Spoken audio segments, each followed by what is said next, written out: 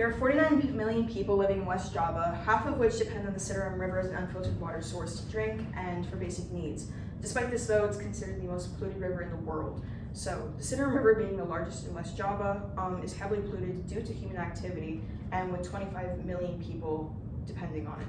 So this is relevant, of course, because we all need water to survive, and it's kind of hard to imagine it being unsanitary or unclean air conditions.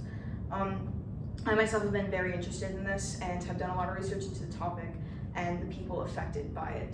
So today what we're going to learn about is what the Citarum River is, how it became so polluted, who is affected by it and how are they affected by it, what the Indonesian government is doing, and what modern advances there are that can clean rivers.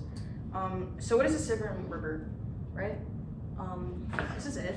It is the largest river in West Java, and it is, relied on as a water source for many. This is it running through a West Javan village. It's very long. It's 168 miles long, and it's used for things such as drinking and bathing and agriculture, and then things that aren't so vital, such as like electricity, fishing industry, sewage, everyday things basically. Despite this, though, it's still kind of considered unsafe to use. And they've done some tests with the water. They've taken hair samples from people who use this water every day, and some people they found more than 54 different types of pollutants just in their hair. They've also found from testing the water that there's a lot of heavy metals, like there's things such as heavy metals, mercury, there's human waste, chemicals, things such as that nature. They found the water to be so toxic that boiling has no effect on cleaning it. But despite this, 25 million still depend on it to use it. So we're gonna look at kind of why it's so dirty. So one example of why it's so dirty is there's like factories and textile industries are a big business in West Java, and they kind of rely on the Citarum River to kind of pump waste out of, because there's no other way or no other place for it to go. So one example is they pump out dyes and chemicals and waste, and it kind of turns over a very deep shade of usually whatever the dye is that they're pumping out. And apart from that, another reason it's so dirty kind of is they don't have a plumbing system in West Java. This is an outhouse they have above the river. They have kind of a handful of these, and usually the human waste just goes directly into the river, and obviously this makes the river very dirty and not really sanitary. And then a third reason is there's no really trash pickup in West Java. So this is a picture of one of the banks. The villages usually will put their trash on the bank, or they'll just throw it into the river itself. And this kind of suffocates the river for oxygen. So microorganisms will usually die, fish will usually die. And so yeah, it's kind of an unlivable place for a lot of fish and such. And so who are these people, and why are they playing a role in polluting a river if they're drinking from it? So the Citarum runs through many villages and into a network of wells and channels, and usually this is where people do, or Indonesians usually do, everyday tasks, like they wash clothes, they wash dishes, they wash themselves. It's used for bathing. They do get sick from it, however, like it's still considered toxic to use. So there are a lot who suffer from waterborne illnesses or just from waterborne bacteria and disease outbreaks, and that kind of has a problem with the population. And agriculturally, if you're eating locally grown food from West Java, you could get sick because they do use it for agriculture, as I mentioned, and since the water is unsanitary and they grow their food with it, that can make you very sick, especially a lot of children there, since they're really not used to having this bacteria in their body.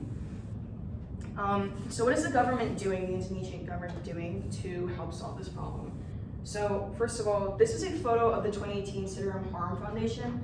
This is a foundation that was formed to really help clean the river, and they kind of pick up what's on the base of the river, so plastics, animal corpses, trash, clothing, things that suffocate the river from oxygen or sunlight, this team helps pick it up.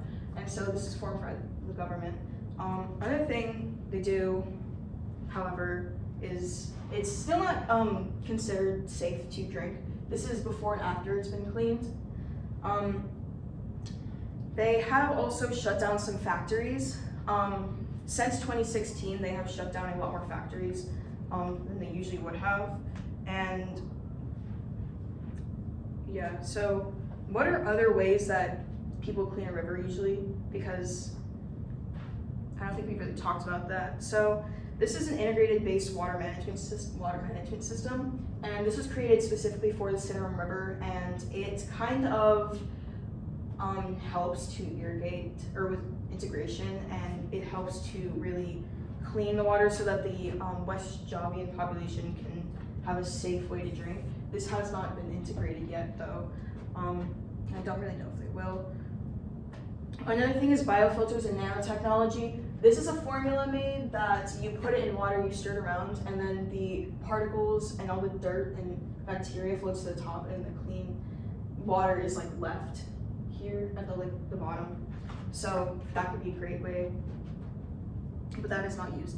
Another thing is government regulation. Usually it plays a big part. The Indonesian government hasn't really done much besides what I hear of the Citarum River Foundation, but they still have made efforts.